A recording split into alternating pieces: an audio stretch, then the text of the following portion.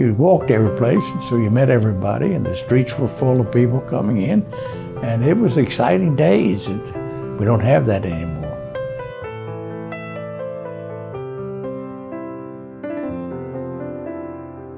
In the 50s, I was already married, I had children.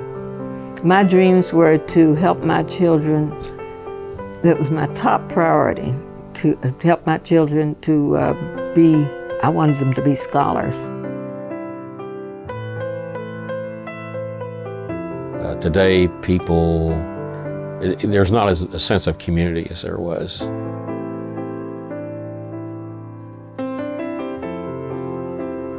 They got together and talked more. Not just about the children and what they were doing and the job and all of that, but they talked about the building of the community, making it a better place to live.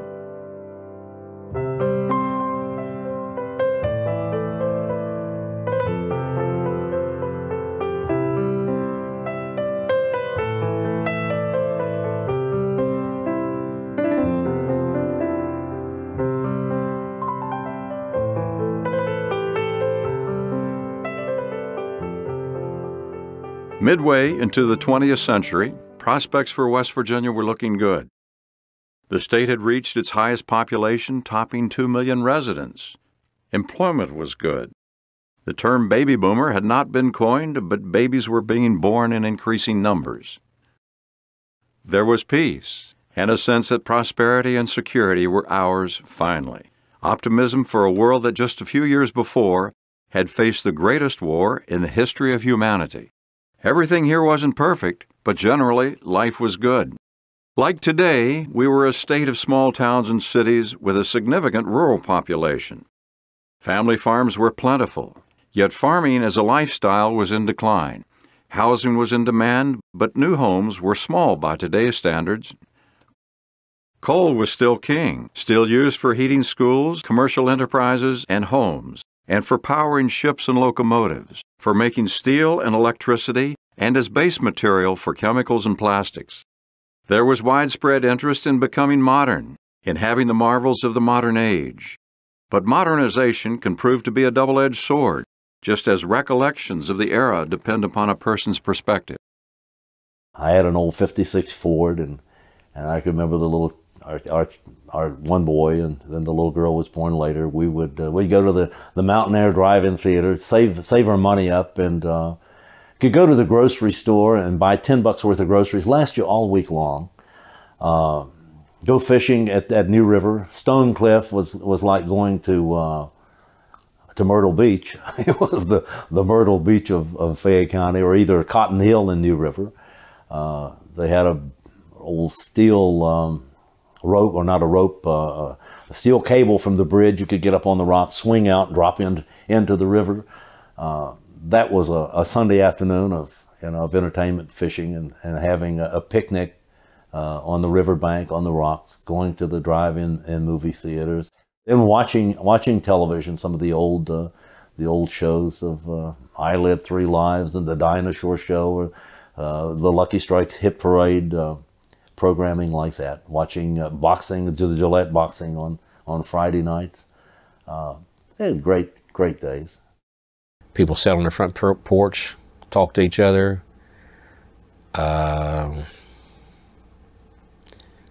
We played touch football in the street, down Randolph Street. You can't do that today.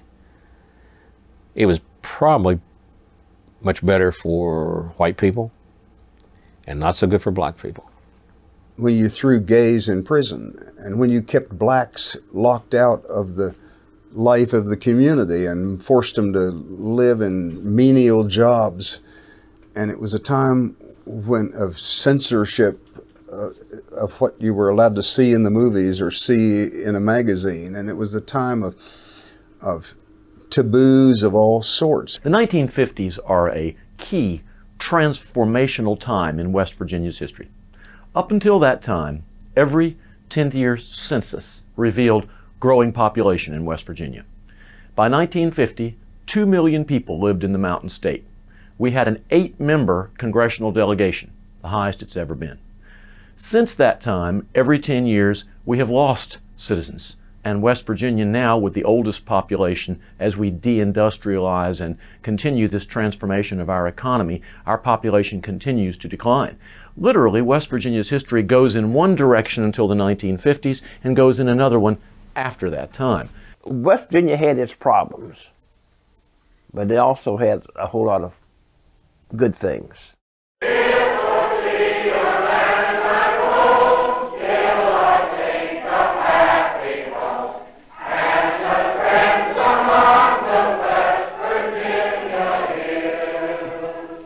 In the early 1950s, Don Flesher made a series of motion pictures documenting life in Jackson County. His movies provide a rare glimpse into life at the time. What kind of plumbing supplies do you handle? We handle American Standard plumbing and heating. You have other types of materials and building for building homes and all that, is that right? We have everything for the building of your home. The dialogue he captured may be contrived, but his films are an enlightening record of the period. First time you've been to movies, isn't it? Yes, it is. How you like those bright lights? Not too well. That's like the sun down in Florida. Yes, it is bad. Please take a letter to the Conoy Valley Bank at Charleston, West Virginia. Do you want this single-spaced or double-spaced? Single-spaced. Here is a new model hot point. One of the nicest refrigerators there is. I'm out here at the Jackson County Community Cannery, and they're all working very hard canning their fruits and vegetables for fall. This is a cooperative setup. Everybody should endeavor to come out and can their fruits and vegetables for fall. It's very economical and wonderful equipment. How are you, Irene? Fine, thank you. How do you think you're making a movie? Not very good. How about you, Cozy? Not with my hair done like this. This movie is being made in Jenny's Beauty Parlor in Ripley.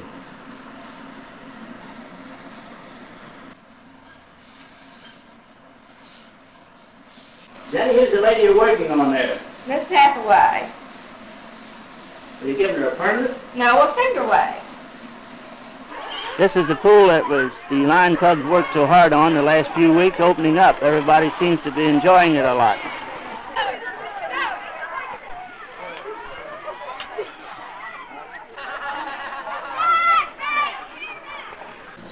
I'd like to see the size, please. Do you like the solid color, or would you rather have a stripe? I believe I'd rather have a stripe. That's a nice size, and not too heavy, and still it has the quality to absorb the water. As you know, I have my own slaughterhouse and can butcher really good beef for the folks of Jackson County at prices they can afford to pay. Alice, that's a good-looking beef there. Cut me off 4 slices of that. Okay, Don, I'll wrap them up for you. This grocery is owned by Charles and Mrs. Kaufman, and you will find it a very modern and up-to-date neighborhood grocery. The 50s were a time of family-owned businesses, so-called mom-and-pop stores. There were local dairies with home delivery. There were no shopping malls and few chain stores. Service station attendants pumped gasoline for their customers, cleaned their windshields, and checked oil levels. At mid-century, there were no interstate highways and no turnpike. There was no home air conditioning. Few owned a television set. There was only one TV station in the state, WSAZ, Channel 5 in Huntington.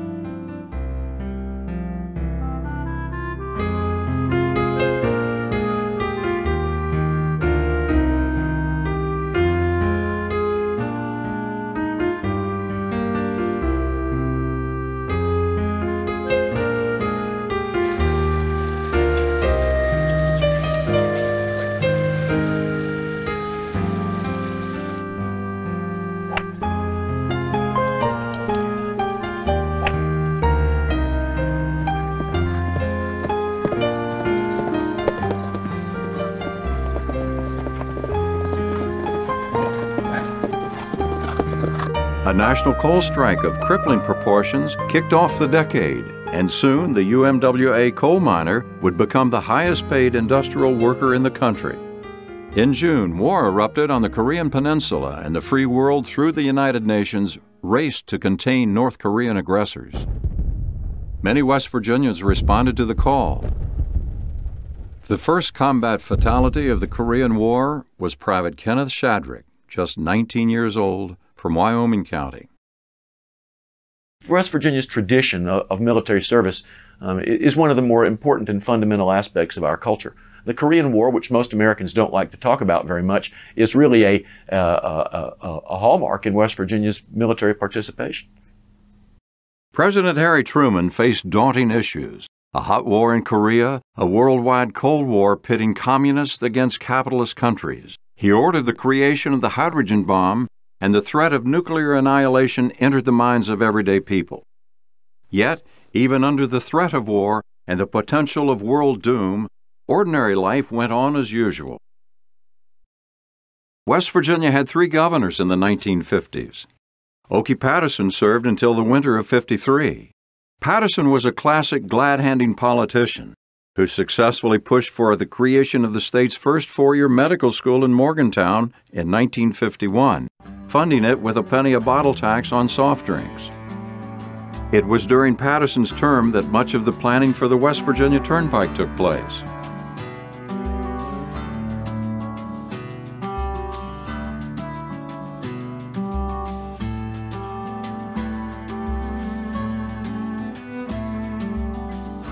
(1952) was a big election year. It marked the first congressional race for a young Robert C. Byrd. It was also his most dramatic campaign. Claims of his past Ku Klux Klan membership dogged him in the Democrat primary.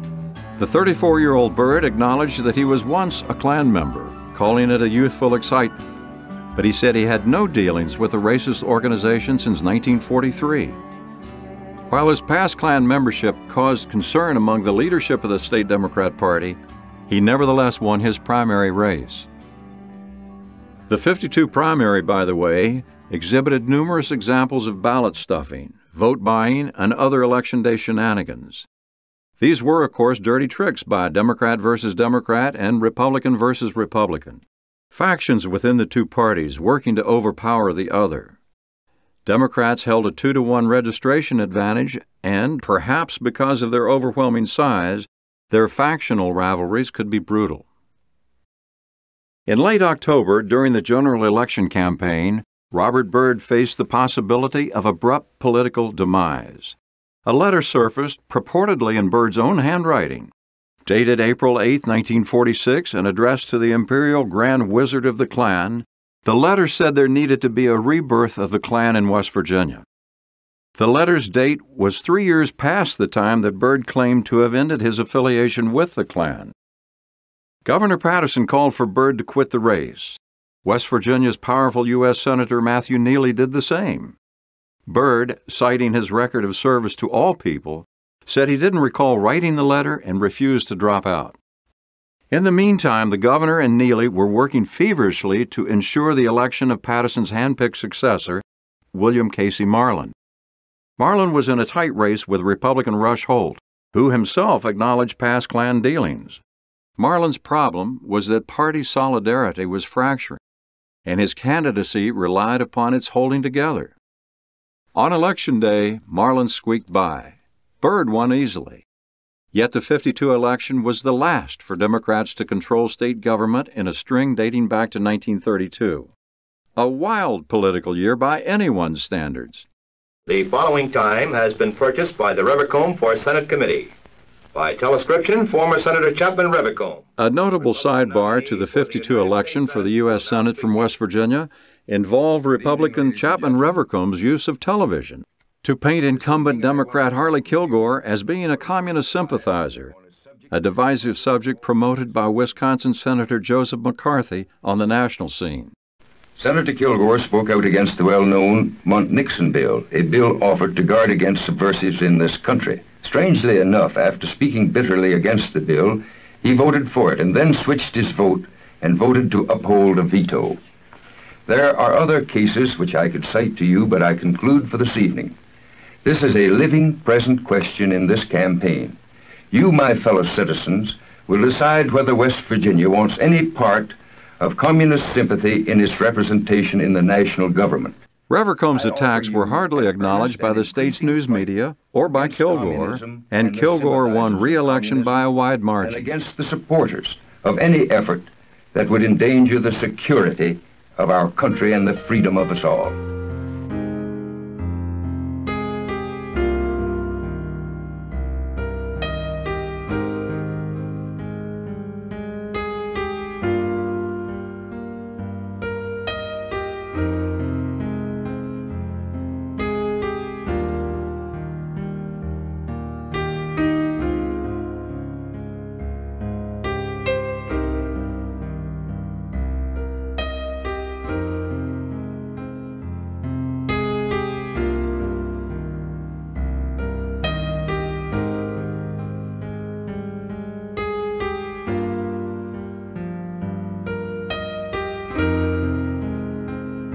The coal industry faced growing competitive challenges from other energy sources, particularly from oil and gas.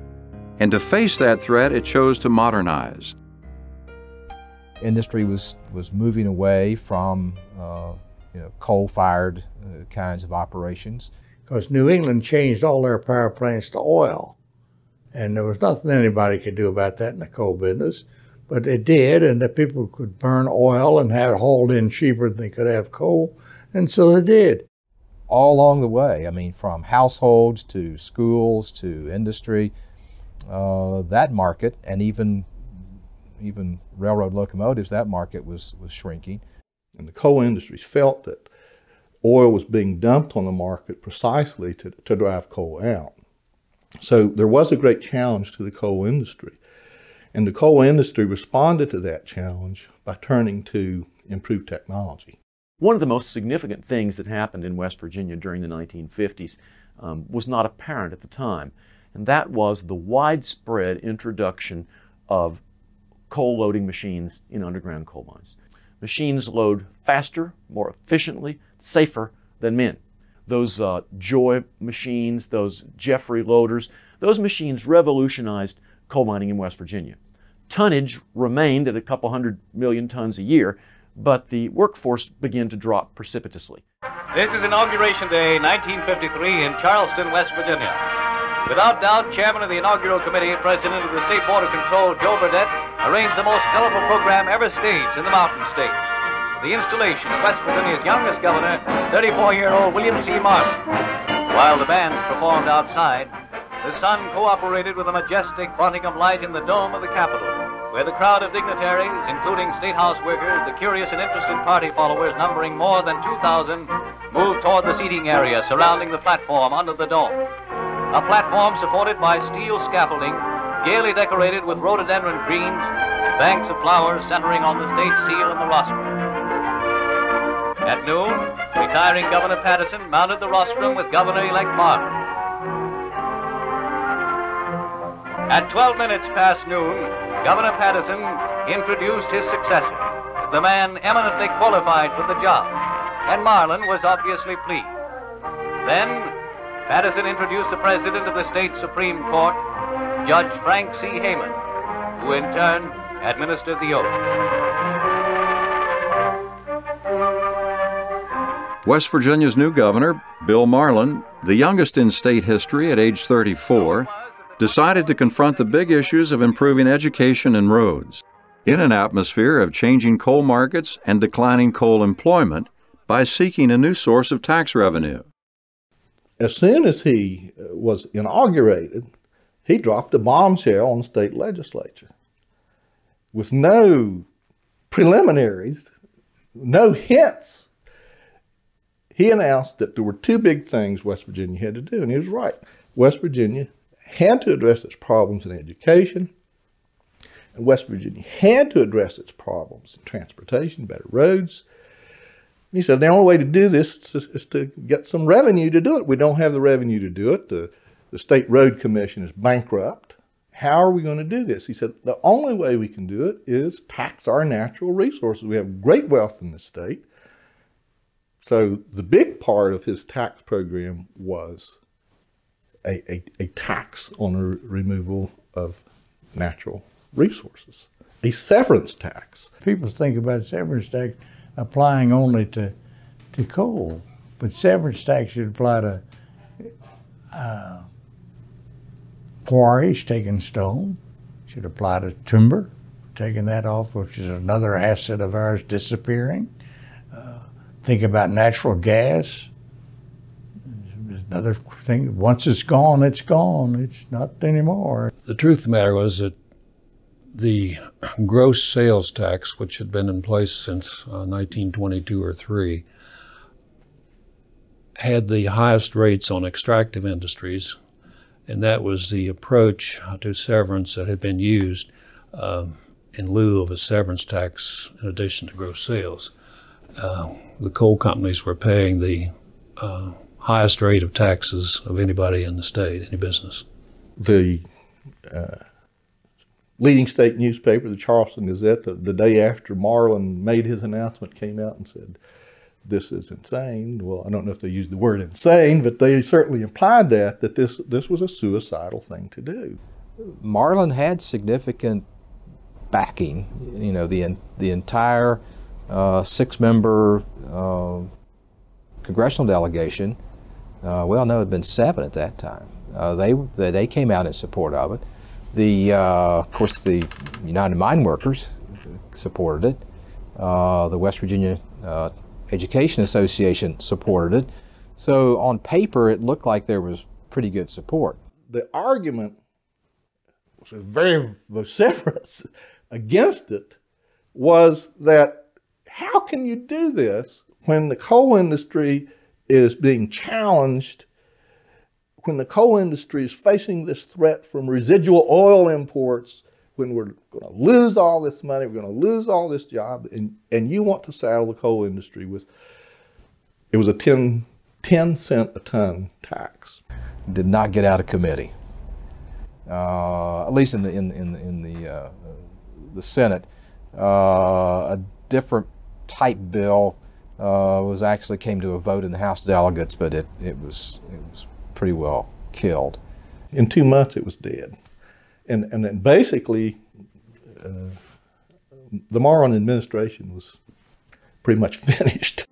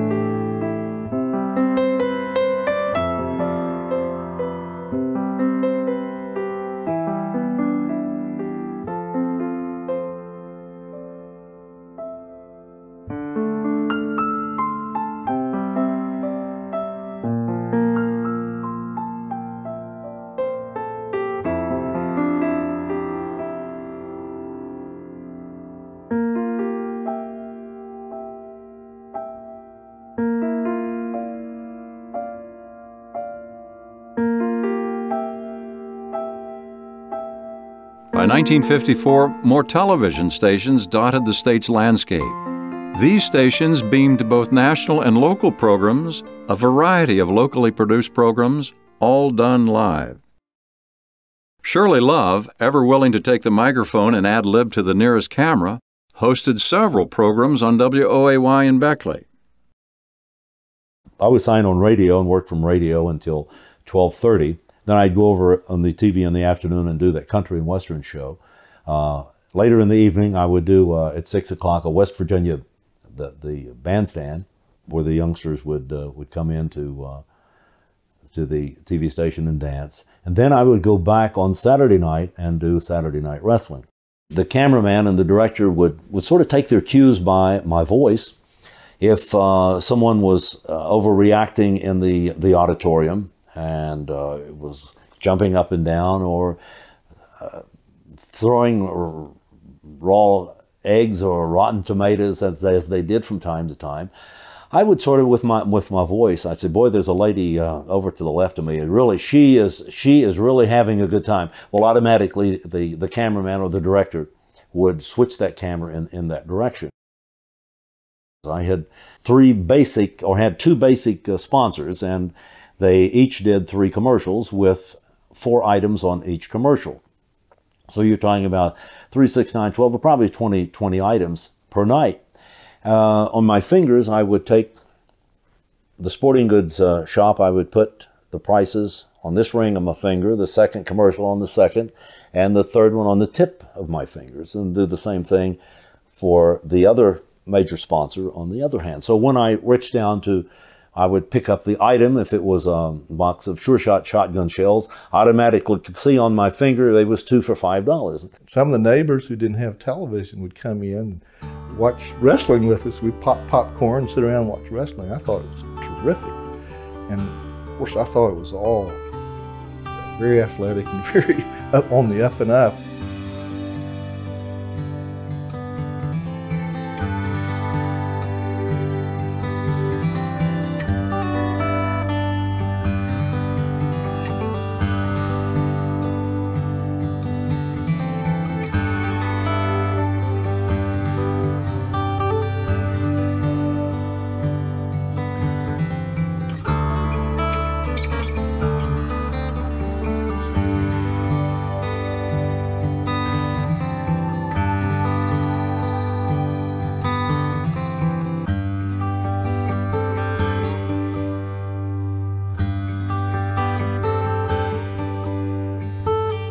Well, we were limited.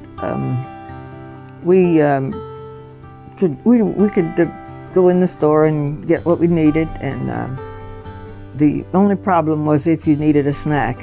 And in most of the places, you had to stand up and eat if they had any place for you to eat. And there was, of course, a large restaurant in the Diamond department store, and we couldn't use that at all. But in the 10-cent stores where you could get a hot dog and stand up and eat it. Woolworths 5 and 10. You could stand at the counter, eat your hot dog, drink your root beer, or take it out. And that was it.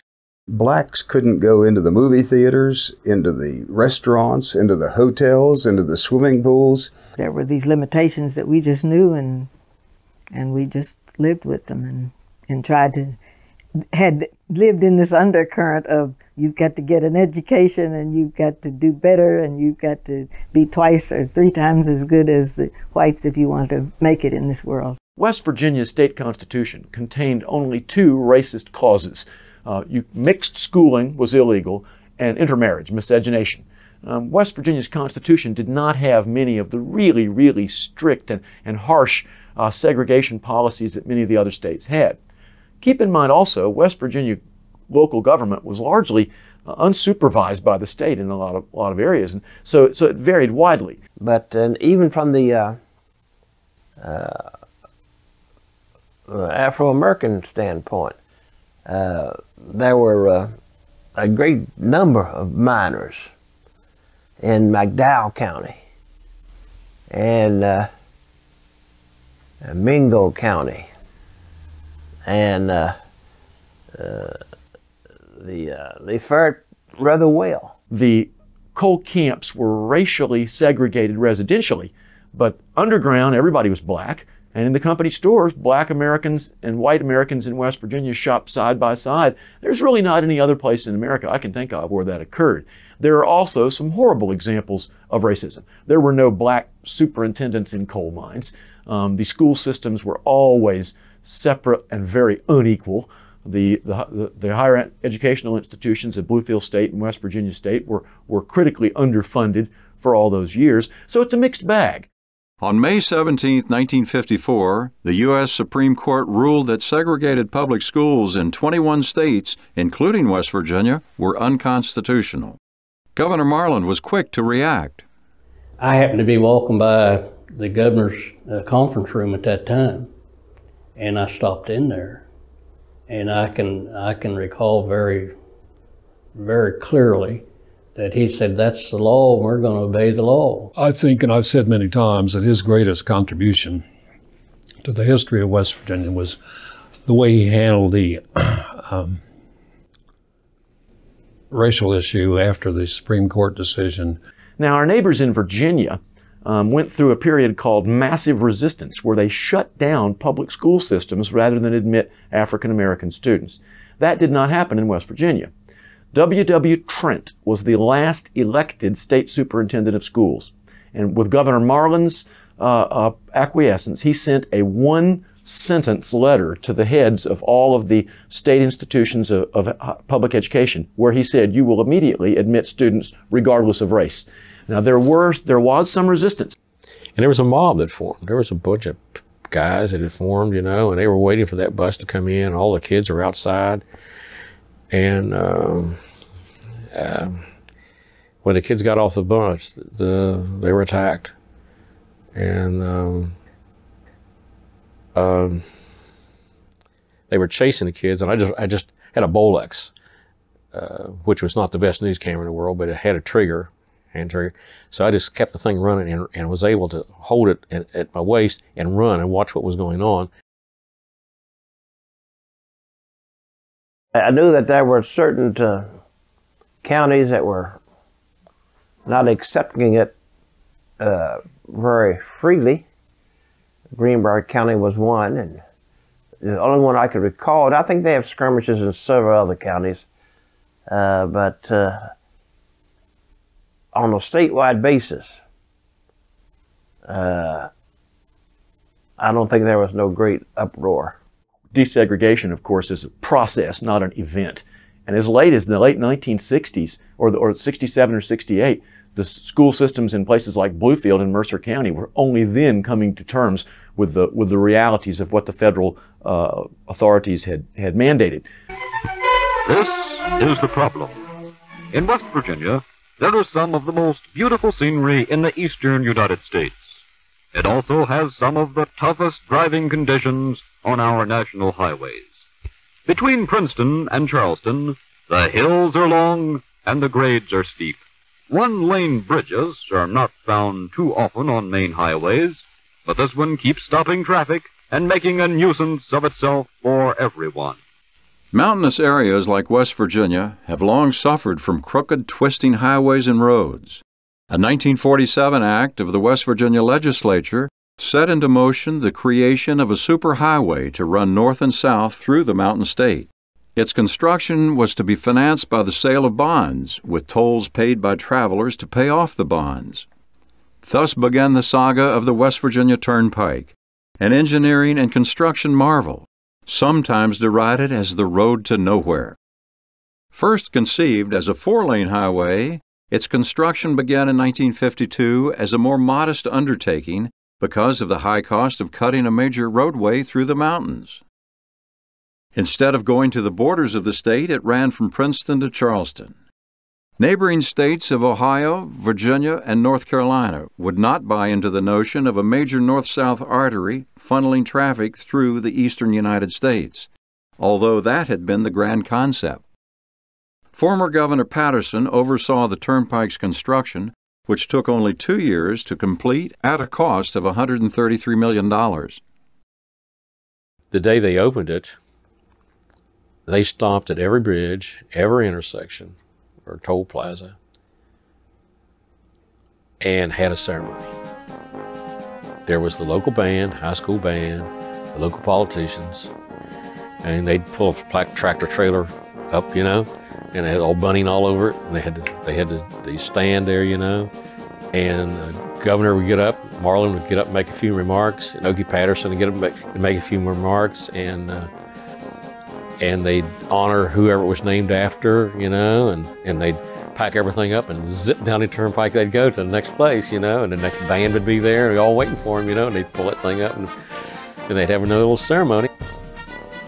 When you look at the geographical area that it traversed, it was an engineering marvel. I mean, it just, you know, cutting through this extreme section of southern West Virginia. It took like all day to get out of West Virginia going south before that thing was built. And people, you know, it was criticized as a road to nowhere by the Saturday Evening Post.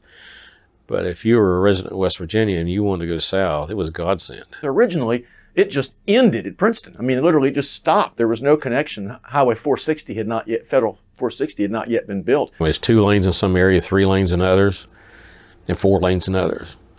And that caused a lot of confusion with people, and that caused a lot of accidents. They would talk about that horrible road from Charleston to Bluefield. And it was so much better than the old one. It was pathetic. The ripperhead on this continuous miner is approximately 40 inches wide, and it extends out 18 inches into the seam of coal. After it gets into the seam of coal, it goes in for 18 inches, goes back up, and makes a cut 40 inches wide and a complete cycle in about 25 seconds. And this was a machine that you could put in deep mines that would tear the coal right out, load it up, and send it out of the mine. As they perfected it, you could move the coal from the face of the coal right outside the mine almost without human hands being involved. Of course, there were people who operated these complicated machines, but it meant that you didn't need the labor force that you once had in the coal mines. There was a migration, a tremendous migration out of West Virginia into particularly Ohio and Detroit, Michigan. In Akron, I was involved in soapbox derby for years. And when the Charleston Derby racer would go down, we get more cheers from people in Akron than we would from, the stands would just light up with people because they were all from West Virginia practically. There was nothing else to do for a miner except find another vocation, and that was move out or go and get into timber or wherever you could. The mechanization of the coal industry affected black workers more. The single job that African American coal miners were more likely to have was a coal loader. And the coal loading machine was the most significant evolution of underground mining. The black population of West Virginia, which stood at right at 7% in 1950, is today 2 or 3%. And so you can clearly see statistically that the black population has been affected by deindustrialization and the out-migration more than any other segment of West Virginia's population. Changed the environment. It was from a smile, from something happy, to actually something sad.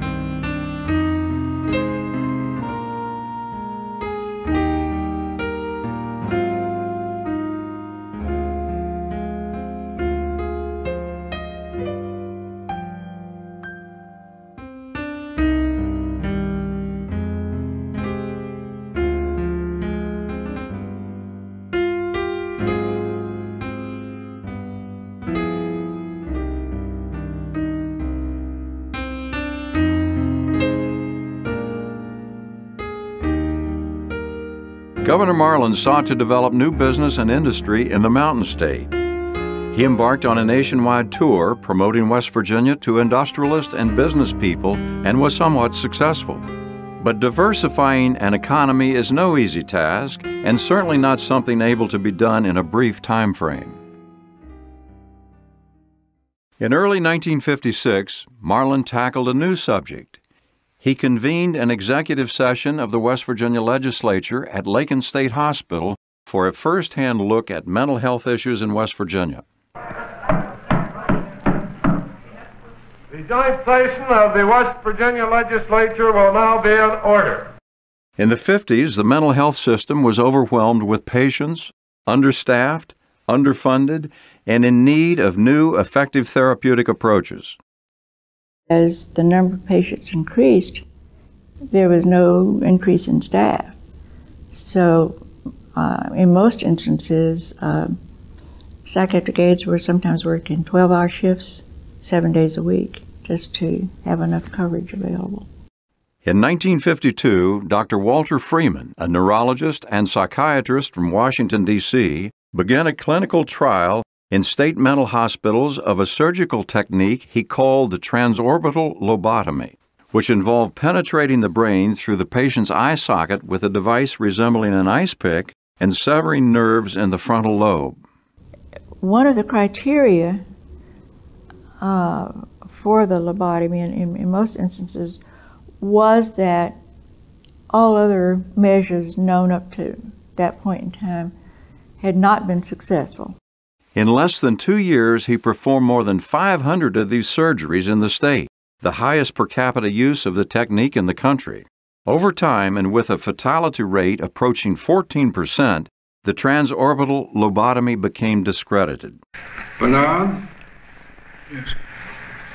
How long have you been in the hospital? When Marlin and the legislature met at Lakin, credibility was being given to the notion that psychotropic drugs, Thorazine especially, could treat mental illness. Bernard is now 26 years old, and he has been in the hospital for about 6 years.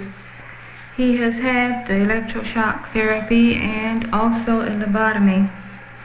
These were given to him because of symptoms which he displayed today, largely his withdrawal, and there are times when he will simply stand on the ward and in one posture for hours at a time. I don't have anything to do all day.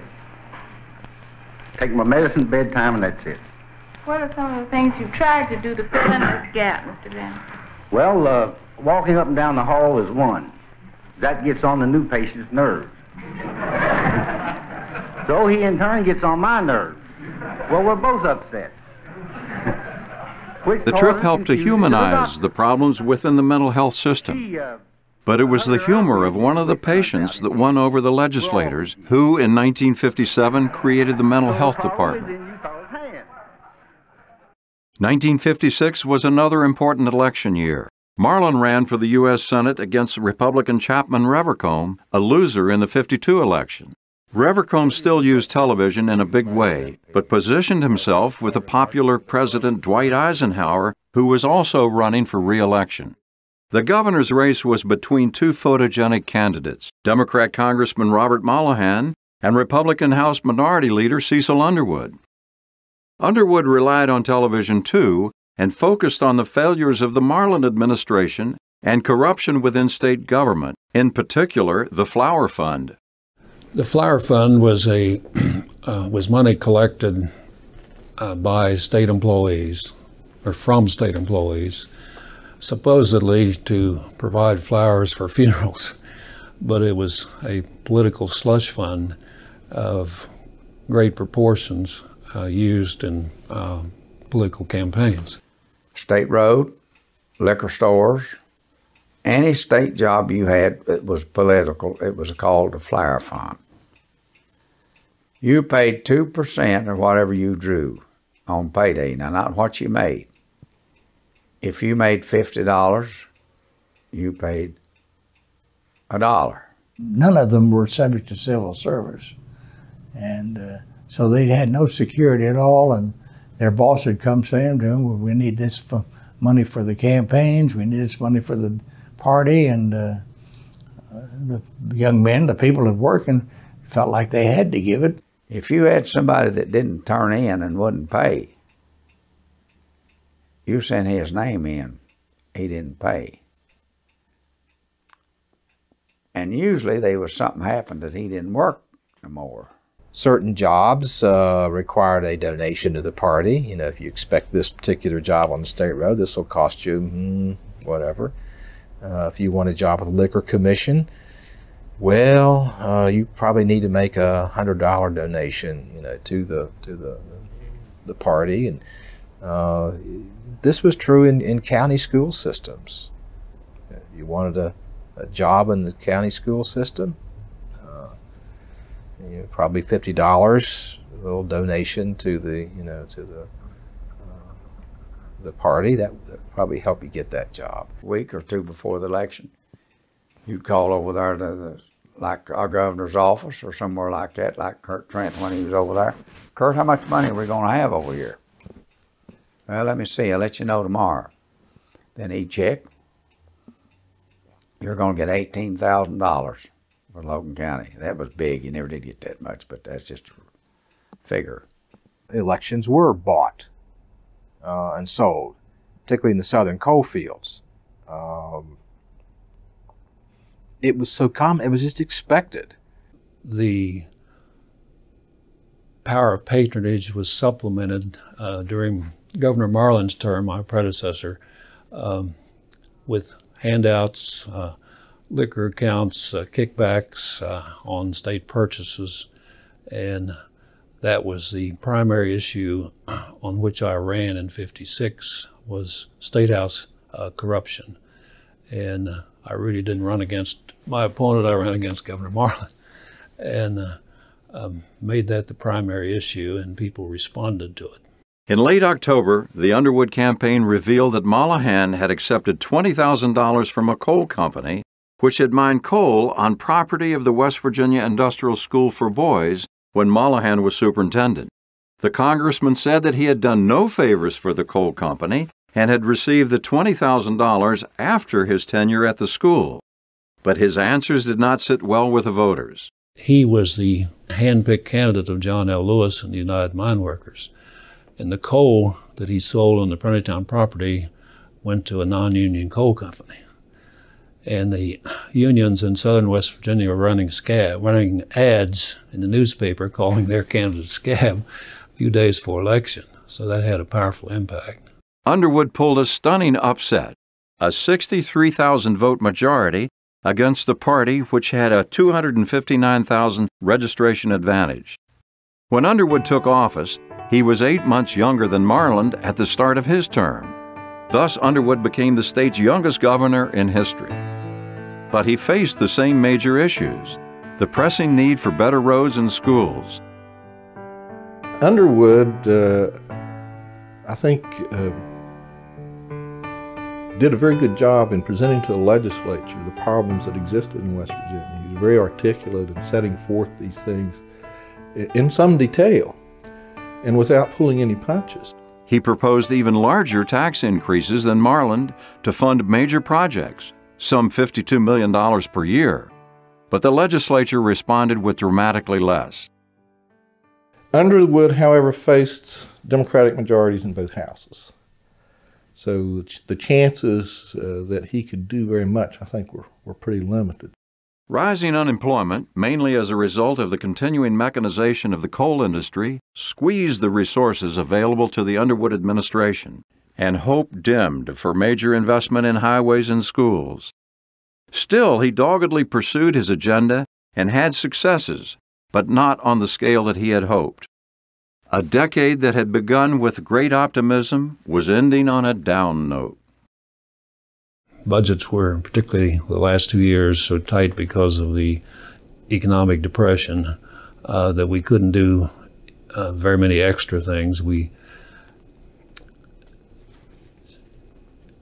So correcting the corruption, getting the interstate system started, and we built miles of secondary road as well.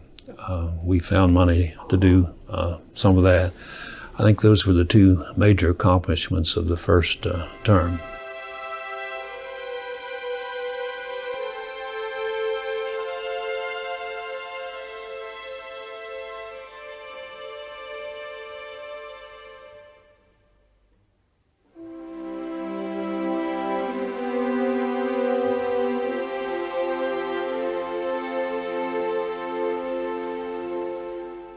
The word modern was very popular in the 1950s, and we placed much faith in the prospect. Modernization had tremendous impact on the state and its people. For the coal industry, it meant wrenching change in order to adapt and survive. For many miners, it was the end of an era, a loss of home, and the necessity to move elsewhere in order to make a living. It meant pockets of poverty in areas that ironically were still an important source of the nation's energy production. Soon, elements of the national media would focus on these distressed areas, and West Virginia would gain the notoriety of being poverty-ridden, even though other areas of the state were as prosperous as the rest of a growing nation. For state government, the decade offered a multifaceted dilemma: how to invest for the future with tax resources so limited. We began the decade without television or air conditioning. At its end, we could watch sports, comedy, music, and drama in isolated, refrigerated splendor. Most of us gained greater material wealth. Others lost a way of life. Some claim we lost innocence.